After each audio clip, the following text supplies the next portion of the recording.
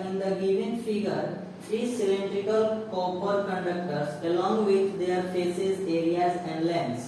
Discuss in which geometrical shape the resistance will be highest. ठीक है, figure में given है कि तीन कॉपर का वायर है, मतलब कंडक्टर है, कॉपर्स का बना हुआ है टोटली।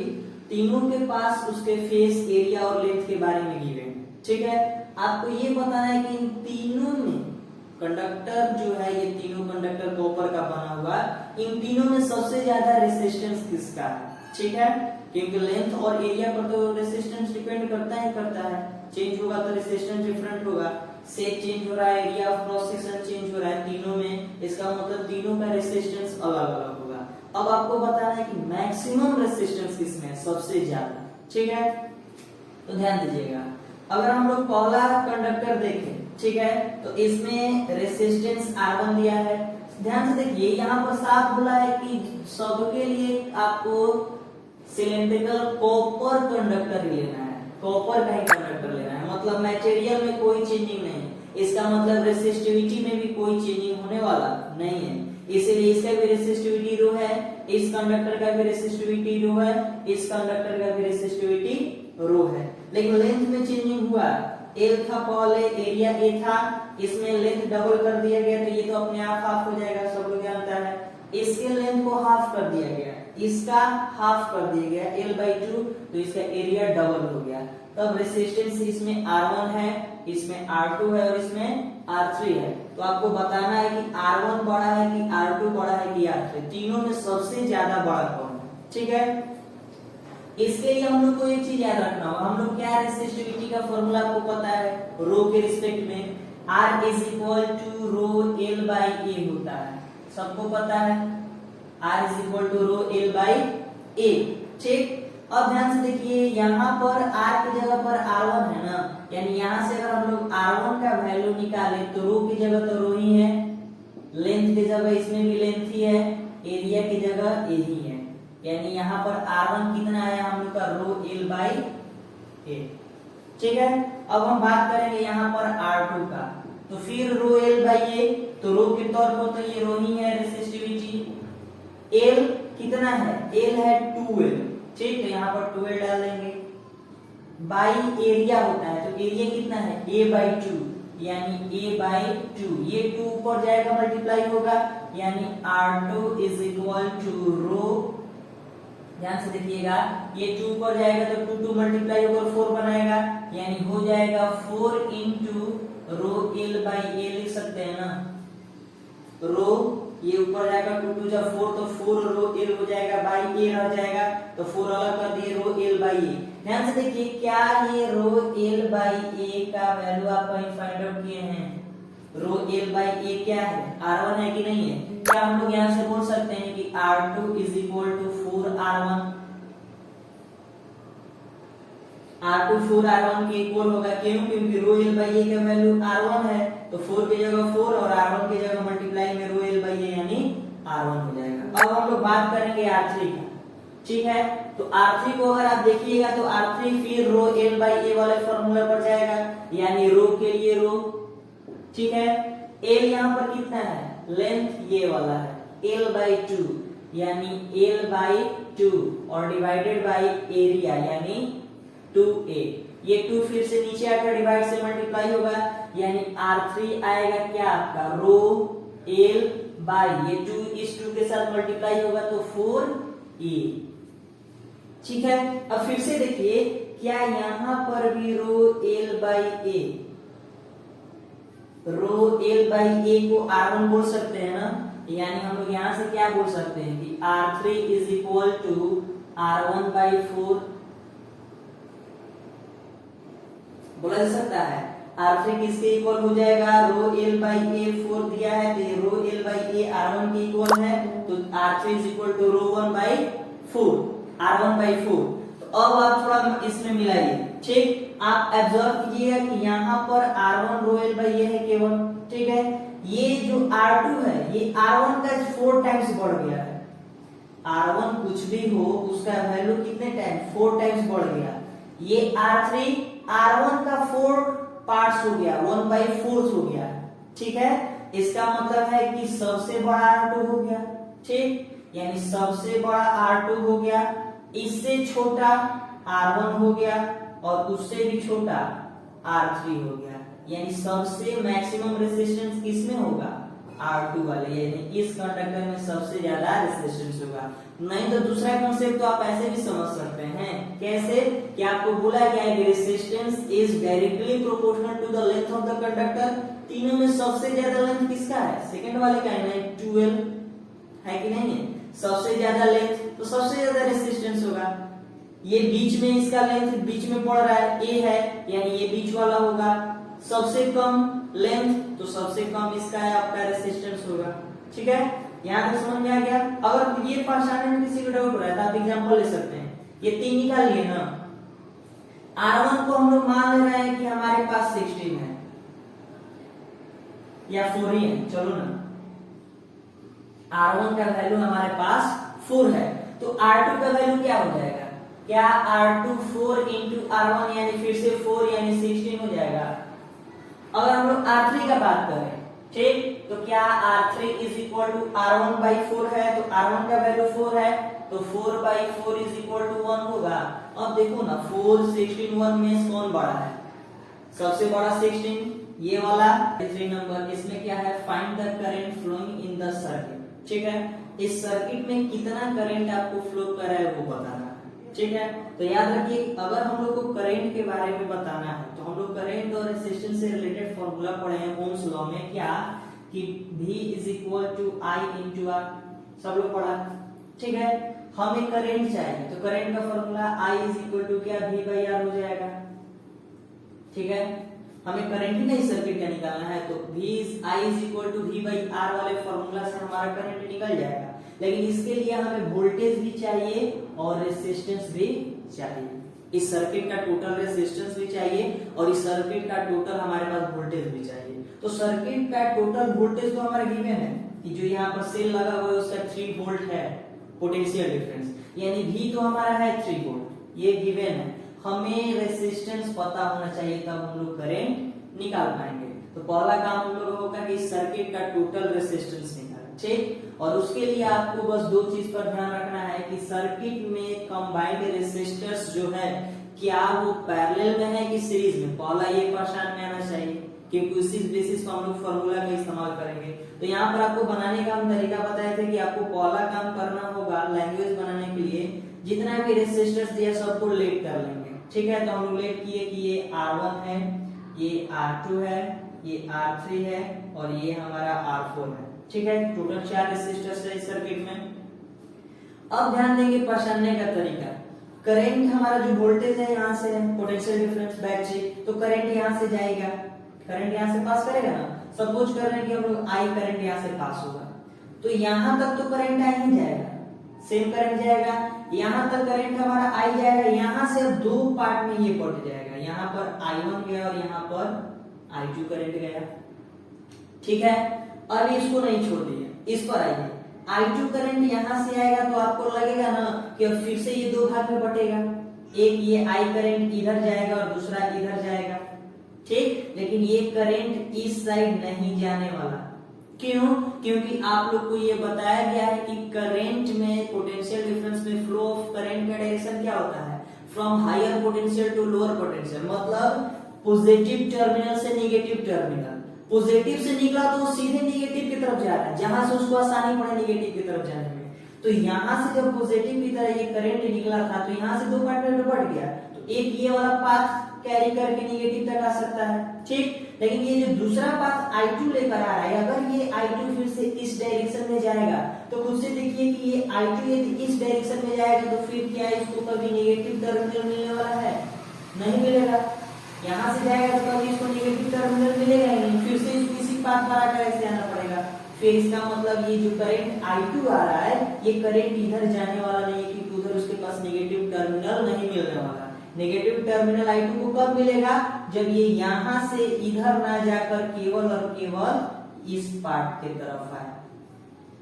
ठीक है, यानी I2 यहाँ से फ्लो तो करेगा लेकिन I2 R3 के पास नहीं जाएगा, I2 हमेशा यहाँ से मूव करके इस माइनस टर्मिनल तक आएगा। ठीक, अब बात करेंगे I1 का, तो I1 जो R1 के पास गया वही करंट यहाँ से टर्न केवल लेगा, चेंज थोड़ी ना करेगा, डेविएट थोड़ी ना करेगा, केवल टर्न लेगा और ये R2 के पास भी सेम करंट जाएगा। यहाँ से भी ये टर्न लेगा क्योंकि सेम वायर है, ठीक, और टर्न लेकर R3 के पास भी वही, यानी I1 करंट इसके पास, R2 के पास और R3 तीनों के पास सेम करंट जाएगा, ठीक। अब यहाँ से ध्यान दीजिए, अगर आप बात करेंगे I1 यहाँ तक आया, अब I1 के लिए भी दो पाथ, एक ये वाला मिल रहा है और एक ये वाला, तो हो सकता है ये इधर जाए और इधर जाए, दोनों तरफ चांस बनता है ना, लेकिन ये ऊपर तो नहीं जाएगा, क्योंकि अगर ये I1 करंट इधर से आकर ऊपर डायरेक्शन लेने लगे तो फिर इसको निगेटिव टर्मिनल नहीं मिलेगा। इसको निगेटिव टर्मिनल कब मिलेगा, जब ये इसी पाथ से आएगा तभी मिलने वाला है। इसका मतलब यहाँ पर हम लोग क्या देखें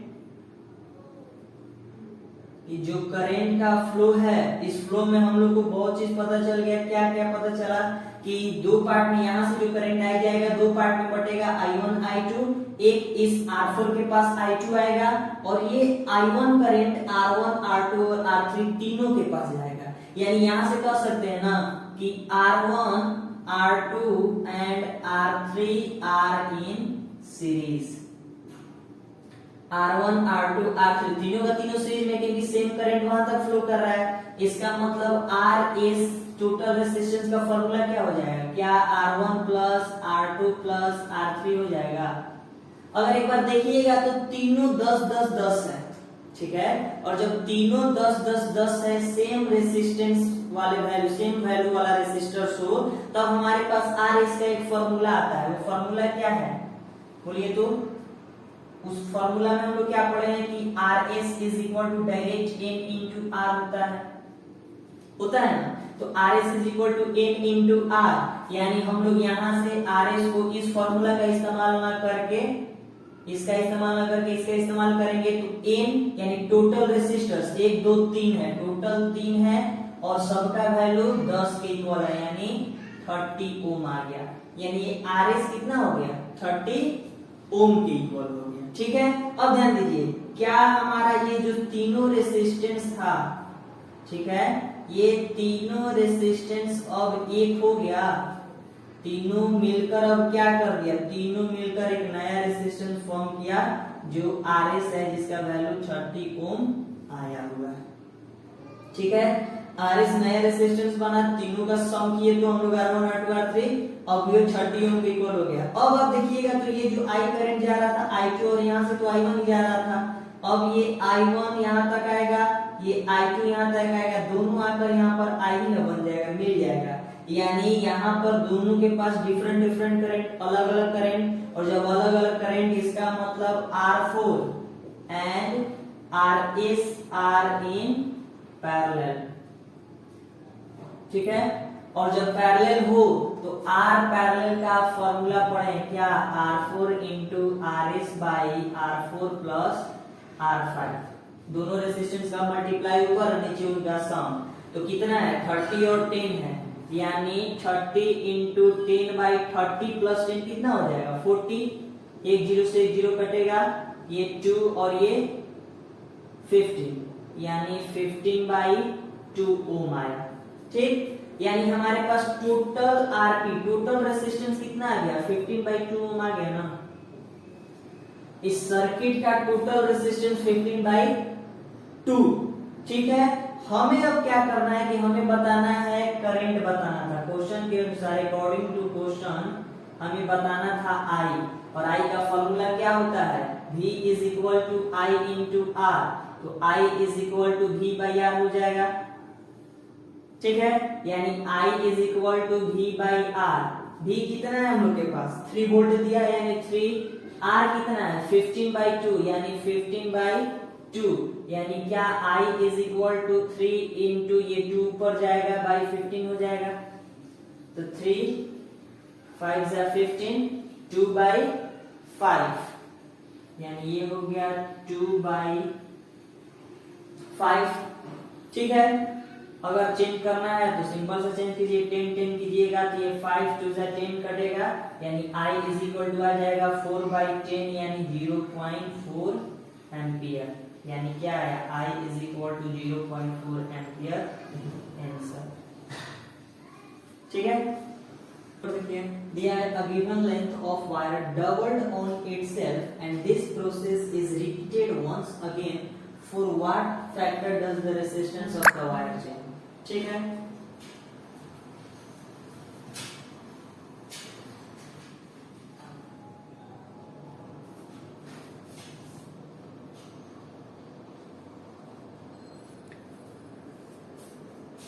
ध्यान से देखिए 34 number. A given length of wire doubled on itself and this process is repeated once again. For what factor does the resistance of the wire change? Question में क्या कर रहा है कि एक लेंथ का मतलब कोई लेंथ गिवन है, सर्टेन लेंथ L मान ले रहे हैं, L लेंथ का आपके पास वायर है, वो क्या होता है डबल ऑन इटसेल्फ, खुद से डबल हो जाता है. याद रखना है, दो तीन तरह से क्वेश्चन आता है. एक होता है कि आप उसको ड्रॉ करके डबल कर रहे हैं, यानी खींच करके डबल कर रहे हैं, खींच करके डबल कर रहे हैं, यानी लेंथ 2 टाइम्स कर रहे हैं. एक कह रहा है कि ऑन इटसेल्फ, खुद से डबल हो जा रहा है, मतलब यदि ये लेंथ है खुद से डबल होने का मतलब कि इसको फोल्ड किए और इसको डबल कर दिए. ठीक है, लेकिन कोई बोलेगा कि स्ट्रेस करके डबल कर रहे हैं, मतलब खींच करके डबल कर रहे हैं, यानी लेंथ को बढ़ा रहे हैं, और खुद से डबल होने का मतलब लेंथ घट रहा है. ठीक है, जैसे यहाँ पर देखिए, और ये एक बार नहीं, ये जो प्रोसेस डबल करने वाला है ये रिपीटेड वंस अगेन, एक बार और हो रहा है, मतलब 2 टाइम्स ये डबल हो रहा है. यानी पहला देख लीजिए, सपोज कीजिए कि हम लोग का जो वायर है वो L लेंथ का है और क्रॉस सेक्शन एरिया A है उसका. वायर हो गया, ठीक है. ठीक, अगला काम करना है हम लोग को क्वेश्चन के अनुसार, क्या डबल्ड ऑन इटसेल्फ, ये वायर खुद से डबल्ड होगा. अगर ये वायर खुद से आप लोग समझ रहे डबल्ड होगा क्वेश्चन के अनुसार, इसका मतलब है कि इस तरह से यहाँ से बीच से फोल्ड होगा तब तो डबल्ड होगा. इसका मतलब ये वायर हमें कुछ इस तरह से दिखाई देगा. यदि ये वायर डबल्ड हो गया, यदि ये वायर हमारा डबल्ड हो जाएगा तो हमें कुछ इस तरह से वायर दिखाई देगा, ये बीच से. ठीक है, यहाँ पर बीच से हमने क्या किया, ये वायर को इस तरह से जैसा वायर था यहाँ बीच से इसको फोल्ड किए, तो जो बीच से फोल्ड करेंगे तो यहीं पे दिखाई देगा. ठीक है, तो जो L लेंथ का था लेंथ तो अब L/2 हो जाएगा. ठीक, लेकिन क्रॉस सेक्शन एरिया A था, तो यहाँ वाला का अभी भी A है, यहाँ वाला का अभी भी A है, लेकिन टोटल का क्या क्रॉस सेक्शन एरिया दोनों के सम इक्वल हो जाएगा, यानी 2A. ठीक, वैसे भी यहाँ से पता चल रहा है लेंथ हाफ हुआ तो एरिया अब डबल होना ही है. कैसे एरिया डबल हुआ ये भी समझ में आया. ये खुद पर फोल्ड हो गया है, जो वायर इस तरह से था फोल्ड होकर इस तरह से हो गया. ठीक है, तो जो पहले A था अब इन दोनों के साथ मिलकर 2A हो जाएगा. जो लेंथ L था वो अब फोल्ड होके क्या हो जाएगा, L/2 हो जाएगा. लेकिन बोल रहा है कि ये प्रोसेस एक बार और रिपीट हो रहा है. देखिए, this process is repeated once again, यानी एक बार और ये प्रोसेस होगा, अब इसके साथ होगा. तो जब इसको भी हम लोग डबल करेंगे, यानी इसको जब डबल करेंगे तो कुछ इस तरह से फिगर हमारा बनेगा.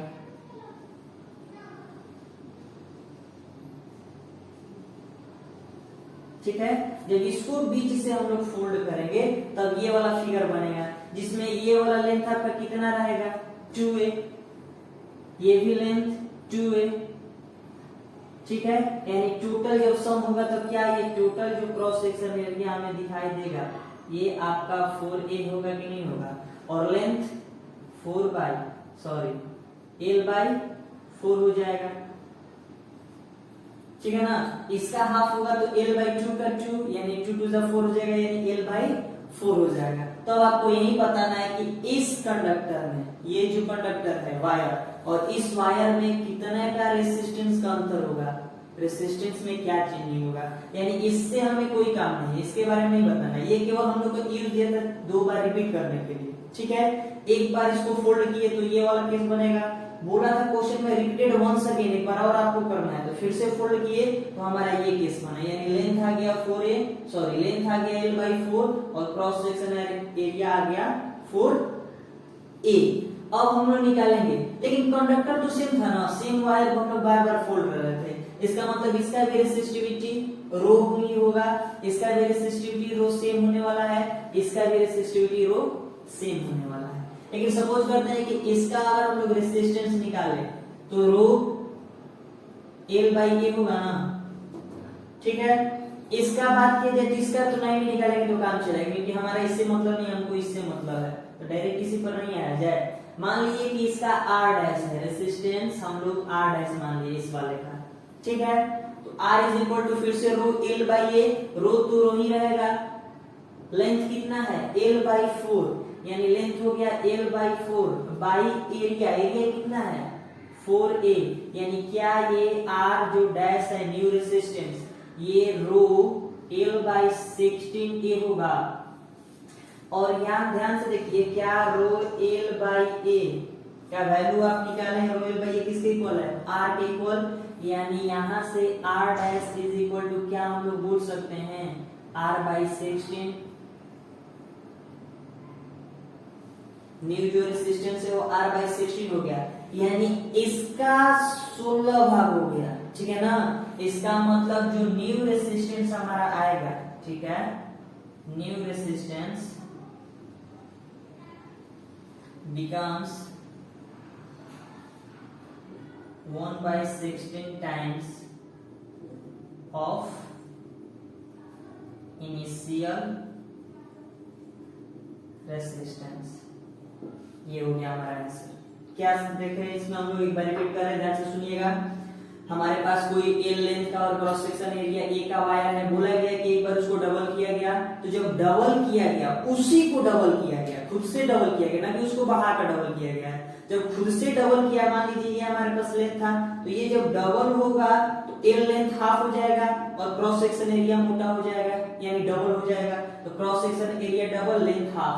बोला है क्वेश्चन में this is repeated once again, ये जो प्रोसेस कर रहे हैं डबल करने का एक बार और किया जा रहा है, तो फिर से इसको किए, तो पहले से तो ये था L बाई 2 और ये था 2a, फिर इस पर डबल हुआ तो ये हो गया आपका एरिया 4a और लेंथ हो गया L बाई 4। हमें बताना है कि इसमें और इसमें कितने रेसिस्टेंस का अंतर आ गया, मतलब जो पहले इसका रेसिस्टेंस था अब ये कितना बढ़ गया या घट गया। तो हमने इसका निकाला तो R is equal to rho L by a, ये इनिशियल रेसिस्टेंस हो गया। नया वाला को R डैश मान लिए तो रो L बाई यही ना फॉर्मूला लगाएंगे, तो रो के लिए तो रो क्योंकि सेम कंडक्टर का इस्तेमाल किए तो वही कंडक्टर था, L बाई 4 और एरिया 4a, तो ये 4 नीचे आएगा तो इसके साथ मल्टीप्लाई ऊपर 16 हो जाएगा, तो क्या हो जाएगा R dash is equal to R by 16, यानी यहाँ पर R बाई 16 का मतलब क्या है कि इनिशियल रेसिस्टेंस का 1/16 पार्ट है, ठीक है ना। इसका मतलब new resistance becomes 1/16 times 1/16 times of initial resistance, जो नया रेसिस्टेंस आया वो 16 टाइम्स आ गया, मतलब इसका मतलब छोटा हो गया है ना। अगर 16 होता तो अलग बात है, लेकिन 1/16 टाइम्स मतलब डिवाइड में चला गया, इसका मतलब नया रेसिस्टेंस आपका छोटा होगा किससे, ये इनिशियल रेसिस्टेंस से कितने टाइम छोटा होगा, तो 16 टाइम्स छोटा होगा, ठीक है। क्वेश्चन में how many 176 ohm resistors in parallel are required to carry 5 ampere on a 220 volt line। Question में आपका क्या दिया गया है कि टोटल कितना रेसिस्टर्स आपका कंबाइन किया जाए। हम आप लोग को रेसिस्टेंस और रेसिस्टर्स में अंतर बताए थे, रेसिस्टेंस और रेसिस्टर्स में, ठीक है। ये रेसिस्टेंस हमारा दो तरह का था, एक कांस्टेंट रेसिस्टेंस कहलाता है और दूसरा वेरिएबल रेसिस्टेंस, ठीक। तो वेरिएबल रेसिस्टेंस को हम लोग रियोस्टेट बोल रहे थे, ठीक है, और कांस्टेंट को रेसिस्टर्स बोल रहे थे।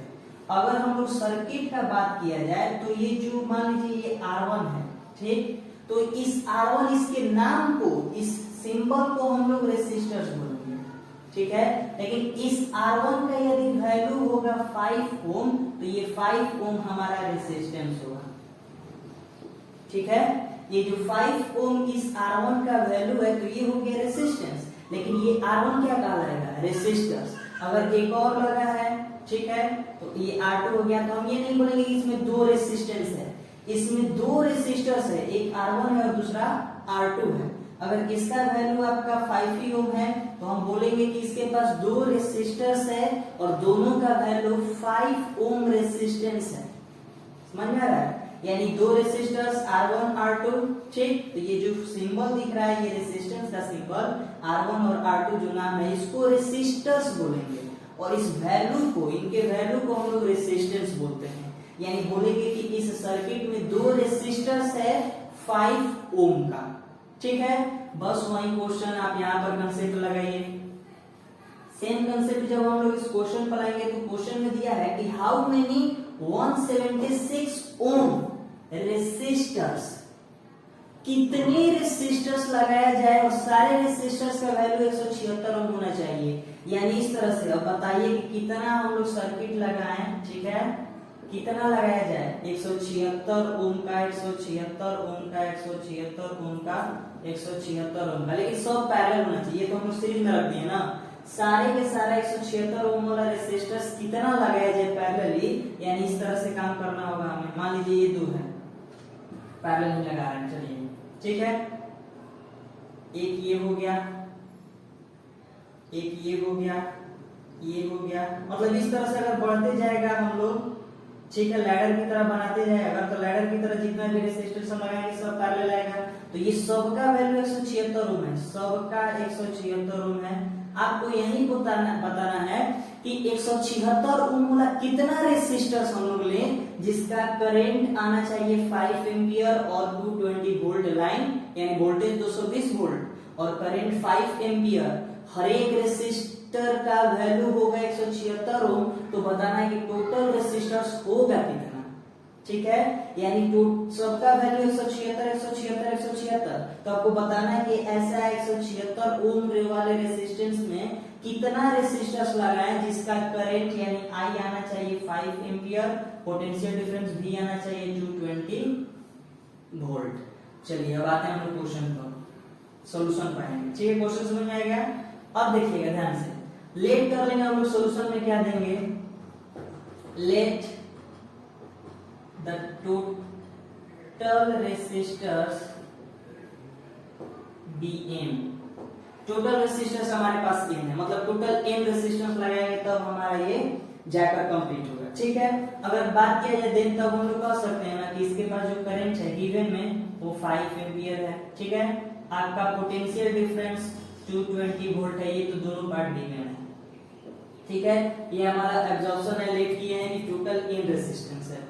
अच्छा अब बताइए, क्या हम लोग को पता है, वी नो दैट, हम सब लोग को पता होता है कि जब पैरेलल वाले केस में आपको फॉर्मूला एक बताया गया था कि जब पैरेलल वाला केस है, ठीक, पैरेलल वाले केस में यदि सेम रेसिस्टेंस वाला एन रेसिस्टर्स हो तब हमारे पास फॉर्मूला क्या आता है। क्या उस केस में हम लोग पढ़े हैं कि R P is equal to होता है आर बाई एन। पैरेलल वाले में वैल्यू ऑफ ऑल रेसिस्टर्स, सारे रेसिस्टर्स का जो इक्वल वैल्यू है वो आर और एन है नंबर ऑफ रेसिस्टर्स। ठीक है, तो इस केस में आर कितना है, आर सबका 176 बोला था ना, यानी 176, और टोटल रेसिस्टर्स कितना है, इसमें हम लोग एन ही लेट किए हैं यानी एन ही हो जाएगा। ठीक, तो ये आ गया 176 बाई एन ओम। ये हमारा उस सर्किट का टोटल रेसिस्टेंस आ गया। इस सर्किट का टोटल रेसिस्टेंस तो पता चल गया। क्या इस सर्किट का टोटल करंट आपको पता है, टोटल पोटेंशियल डिफरेंस पता है क्या, तो ओम्स लॉ से हम लोग लिख सकते हैं, ओम्स लॉ से हम लोग क्या लिख सकते हैं, V is equal to I into R, सबको पता है। क्या यहाँ से हम लोग R का वैल्यू निकाले तो V बाई आई होगा ना। ठीक, जब V बाई आई होगा R का वैल्यू, तो क्या हम लोग लिख सकते हैं कि R टोटल रेसिस्टेंस का बात करेगा तो R टोटल रेसिस्टेंस हमारा कितना है, RP है, RP। टोटल वोल्टेज कितना है 220, यानी 220। टोटल करंट कितना है 5, यानी 5। ये आरपी का वैल्यू हम लोग कितना निकाल रहे हैं, ध्यान से देखिए। तो क्या आरपी हमारा 176 बाई एन है, क्या इस बार 170, यहाँ पर आरपी की जगह 176 by N is equal to 220 by 5 लिख सकते हैं। यानी यहाँ से 1 बाई एन अगर हम लोग निकाले तो 220 बाई 5, ये इधर आकर फिर से डिवाइड में जाएगा 176, ये 5 से कटेगा कितना बार में, 44 बार में। ठीक, और ये 44 बाई में 4 बार में कटेगा, 44 4 जा 176, यानी हमारे पास यहाँ से आंसर क्या आएगा 1 by N is equal to 1 by 4, यानी एन इज इक्वल टू 4। यानी टोटल कितना रेसिस्टेंस इसमें होगा, ये रेसिस्टर्स है। ठीक है, यानी टोटल रेसिस्टर्स इस केस में हमारा कितना होगा 4। यानी यदि पैरेलल हम लोग चार रेसिस्टर्स को 176 वाले को कंबाइन करेंगे तब हमारा करंट वहां पर 5 एम्पीयर और वोल्ट 20 वोल्ट, यानी कैसे सर्किट में कंबाइन होगा, तो ये इस तरह से होगा। टोटल कितना लगाना है हम लोग को, 4 लगाना है, ठीक है। ये आपका आ गया चारों का चारों किसमें, पैरेलल में, ठीक। ये बैटरी से कनेक्टेड कर देंगे इस तरह से प्लस माइनस, यार कितना है प्लस माइनस में, ये आपका 220 वोल्ट, इसमें करंट कितना फ्लो कर रहा है 5 एम्पियर, ये 176 176 176 176, ठीक है। 4 ही हमारे पास टोटल रेसिस्टर्स होगा, ठीक, यानी यही हमारा कंप्लीट सर्किट बनेगा। सर्किट बनाने के लिए बात कर रहे थे, लेकिन हमसे केवल पूछा था कि टोटल आप रेसिस्टर्स बताइए कितना होगा, यानी टोटल रेसिस्टर्स हम एम लेट कर लिए, यहाँ से टोटल आर निकाल लेंगे, ठीक है। तो आर बाई एम होता है 176 बाई एम, यानी हो गया आपका टोटल रेसिस्टेंस। अब हम लोग R is equal to V by I वाले फॉर्मूला से आर का वैल्यू पुट करेंगे 176 बाई एम, यहाँ से एम का वैल्यू हम लोग फाइंड आउट करेंगे 4, यानी आंसर इसका क्या हो जाएगा 4। How can three resistors of resistances 2 ohm, 3 ohm and 6 ohm be connected to give a total resistance of A number 4 ohm and B number 1 ohm? मतलब क्वेश्चन में क्या कर रहा है कि आपके पास टोटल रेसिस्टेंस 3 है, टोटल रेसिस्टर्स 3 है, ठीक। एक 2 ओम का है, एक 3 ओम का है और तीसरा आपका 6 ओम का है, ठीक है। तो क्वेश्चन के अनुसार कह रहा है कि इन तीनों रेसिस्टर्स को आप सर्किट में कैसे कंबाइन करेंगे तीनों को एक दूसरे से, कि जो आप आर इक्विवेलेंट निकालेंगे, मतलब जब आप टोटल आर निकालें तो एक बार उसका 4 ओम आना चाहिए इक्विवेलेंट और दूसरा केस में उसका 1 ओम आना चाहिए। मतलब लेट कर लेंगे कि R1 R2 R3 है, R1 को हम लोग 2 ओम मान लिए, R2 को 3 ओम मान लेंगे और R3 को 6 ओम मान लेंगे। तो R1 R2 और R3 को एक सर्किट में कैसे कंबाइन करें हम लोग, कि जब R इक्विवेलेंट निकालेंगे, टोटल R निकालेंगे, तो हमारा एक बार 4 ओम आना चाहिए और दूसरा में हमारा 1 ओम आना चाहिए, ठीक है। तो देख लीजिए, पहले हम लोग रफ स्केच बनाएंगे, रफली आप पहले बनाइए, इसके बाद हम लोग देखेंगे सॉल्यूशन इसका। तो रफली में हमारा ये तो फिक्स है कि हमारे पास एक 2 ओम का है, एक 3 ओम का और एक 6 ओम का है, ठीक है। इन तीनों को कंबाइन करना है हमें इस तरह से कि एक बार हमारा आंसर आना चाहिए 4 ओम और एक बार आना चाहिए 1 ओम, ठीक है ना। एक बार क्या आना चाहिए 4 ओम और एक बार 1 ओम। तो आप इसमें ज्यादा ऐसा कुछ नहीं कर सकते, आप ट्राई करना पड़ेगा आपको। जैसे ट्रायल मेथड होता है ना मैथ में, पुट कर करके एफ का वैल्यू पी का वैल्यू निकालते हैं, पोलिनोमियल का रूट चेक करते हैं, वही काम समझिए यहाँ पर करना है। आपको एक बार सबको सॉल्व करना होगा पैरेलली सीरीज में कि कैसे आंसर आ रहा है। अगर आप कीजिए मान लीजिए पहले इन दोनों को, ठीक है, पहले चेक करेंगे कि इन दोनों को हम लोग सीरीज में रखना है, ठीक है। तो अगर इन तीनों को पहले सीरीज में रखिए, अगर तीनों को सीरीज में रखेंगे तो 3 2 5 और 6 11, यानी 11 ओम आएगा। ये तो सही नहीं है, हमें 4 या 1 लाना है, ठीक है। अगर हम लोग क्या करेंगे, इन दोनों को पहले पैरेलल कर रहे हैं, ठीक है। तो जब इन दोनों को पैरेलल करेंगे तो 3 into 6 by 3 plus 6 होगा ना, यानी कितना हो जाएगा, मान लीजिए 3 into 6 by 6 3 9, तो 3 के 9 और 3 दूनी 6, यानी 2 ओम। तो इन दोनों का केवल सम आया 2 ओम, ठीक है। अच्छा 2 ओम तो आ गया ना इन दोनों का सम, अगर इन दोनों पैरेलल में है तो आ रहा है 2 ओम। अब जो ये 2 ओम आया इसको क्या हम लोग इसके साथ सीरीज में कर देंगे तो 4 ओम आ जाएगा। ये दोनों जब पैरेलल है तो आंसर आ रहा है 2 ओम। अगर जो आंसर आया 2 ओम, ये तो R1 है, ये R2 है और ये R3 है, तो जब R2 R3 को पैरेलल में किए तो आया 2 ओम। अब R2 का जो यहाँ से सम का आया 2 ओम आंसर, और इसको हम लोग R1 के साथ यदि सीरीज में कर दें तो क्या सीरीज के लिए हमारा 2 + 2 ही ना होगा, यानी 4 ओम आ जाएगा कि नहीं आ जाएगा, आ जाएगा। इसका मतलब हमें पहला केस के लिए 3 ओम और 6 ओम को किस में रखना होगा, पैरेलल, और जो उसका आंसर आएगा उसको हमें इसके साथ सीरीज में करना होगा, फिर अपने आप 4 ओम आ जाएगा। देखिए कैसे सॉल्यूशन करेंगे, बस चेक करना है कि किसको कैसे रखना है, इसके बाद अपने आप आ जाएगा। देखिए एक ही बार में हम कंप्लीट सर्किट बना रहे हैं। अगर हम लोग का सर्किट कुछ इस तरह से हो,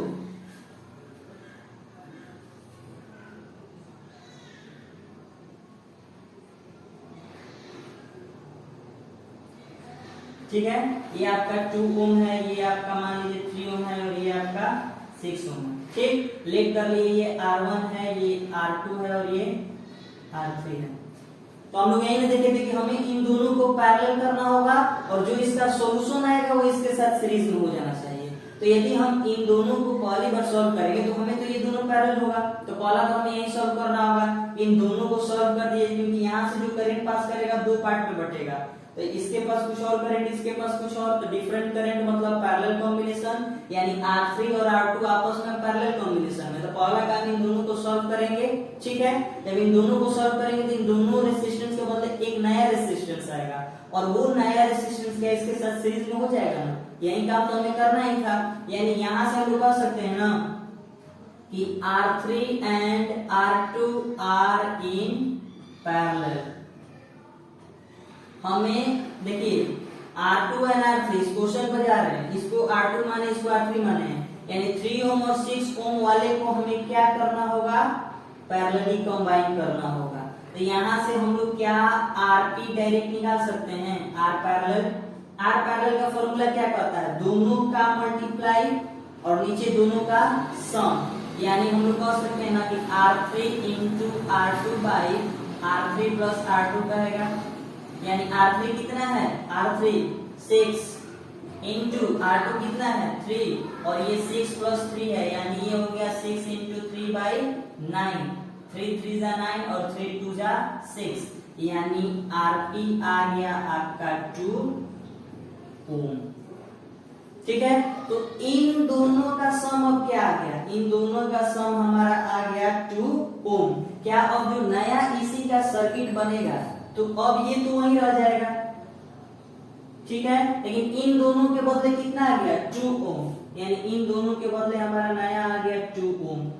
ठीक है, और ये भी है आपका 2 ओम, ये R1 था और ये RP आया हमारा। ठीक है, अब देखिए क्या ये दोनों आपस में किसमें हो गया, सीरीज में, यानी हम लोग को अब लिखना होगा कि R1 and RP are in series. और जब ये दोनों सीरीज में आ गया तो R इक्विवेलेंट क्या कहेगा, R1 प्लस RP डायरेक्ट आप कॉमन सॉल्यूशन जनरल जैसा सम करते हैं वैसे जोड़ दीजिए हमको। तो R1 कितना है 2 ओम, RP कितना है 2 ही है, यानी R इक्विवेलेंट आपका कितना आ गया इस केस में 4 ओम। प्लस होता गया, तो पहला आ गया कि नहीं आ गया, तो पहला के लिए आपको कैसे कंबाइन करना, तो पहला के लिए हमें 3 ओम और 6 ओम को पैरेलली पहले कंबाइन करना पड़ेगा, और जब पैरेलली कंबाइन करेंगे तो इसका जो सॉल्यूशन आएगा वो 2 ओम की इक्वल आएगा। अब इसके इक्विवेलेंट को हमें इस 2 ओम वाले के साथ सीरीज में कंबाइन करना होगा, और जब सीरीज में कंबाइन करेंगे तब आपका 4 ओम के इक्वल हो जाएगा। समझ में आया पहला केस, दूसरा केस समझेंगे। ठीक है, दूसरा के लिए ध्यान दीजिएगा।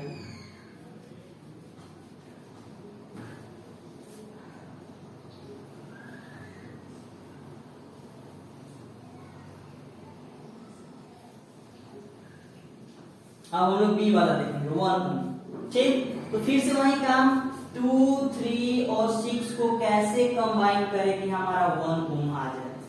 ठीक है, सीरीज में कंबाइन करेंगे यदि तीनों को, तो हमारा क्या आ रहा था 11 ओम, वो तो होगा नहीं, तीनों को एक बार पैरेलल कंबाइन करके देखना है। यदि तीनों को पैरेलली कंबाइन करें हम लोग तो फॉर्मूला क्या कहेगा, यही ना कि 1 by RP is equal to 1 by R1 plus 1 by R2 plus 1 by R3, तो कितना हो जाएगा 1 by 2 plus 1 by 3 plus 1 by 6, LCM कितना होगा 6, तो 2 3 और 3 2 जा और 6 1, 3 2 5 और 1 6, यानी 6 बाई 6 कितना आएगा 1, यानी 1 बाई RP आया 1, इसका मतलब RP भी तो 1 ही ना होगा।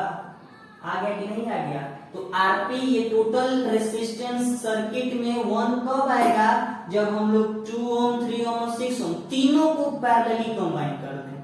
बस वही काम सर्किट में हम लोग दिखा देंगे। यानी इसके लिए हमें क्या करना होगा, ध्यान से देखिएगा, क्या हम लोग इस तरह से सर्किट बनाना पड़ेगा,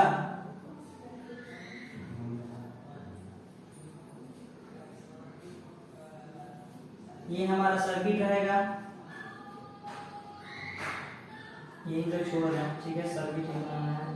ठीक है, ये मान लीजिए 2 ओम का है, ये 3 ओम का है और ये 6 ओम का है। ये R1 हो गया, ये R2 हो गया और ये R3 हो गया। ठीक है, तीनों को हम पैरेलल अभी थे कंबाइन किए थे तो हमारा 1 ओम आ गया था। इसका मतलब हम कह सकते हैं कि हमें R1, R2 and R3 are connected in parallel. हमें तीनों को पैरेलल कनेक्टेड करना पड़ेगा। जब पैरेलल कनेक्टेड किए थे तो हमारा 1 ओम आया था। रफली हम स्केच बनाकर चेक कर लिए हैं, यानी हमारा 1/Rp क्या आएगा, 1/R1 plus 1/R2 plus 1/R3 होगा, R3। ठीक है, 1/R1, R1 का वैल्यू कितना है, 2 ओम रखे हैं, यानी 1/2 प्लस R2 का वैल्यू 1/3 प्लस 1/6। ठीक है, आगे सॉल्व करेंगे। 1/Rp is equal to LCM कितना होगा इसका, 6 ही होगा। 2 3 जा 6 यानी 3 बचेगा, 3 2 जा 6 यानी 2 बचेगा, 6 6 जा 6, 6 1 जा 6 यानी 1 बचेगा। ठीक है, यानी यहाँ से सॉल्व करेंगे तो 3 2 5 और 1 6, 6/6 यानी ये 1/1। तो 1/Rp आया 1/1 यानी 1। इसका मतलब Rp भी कितना आएगा, 1 ओम। तो टोटल इक्विवेलेंट आ तो गया 1 ओम के इक्वल। यानी 4 ओम लाने के लिए हमें 3 ओम और 6 ओम को क्या करना पड़ा था, पहले पैरेलली और जो आएगा आंसर उसको इससे सीरीज में।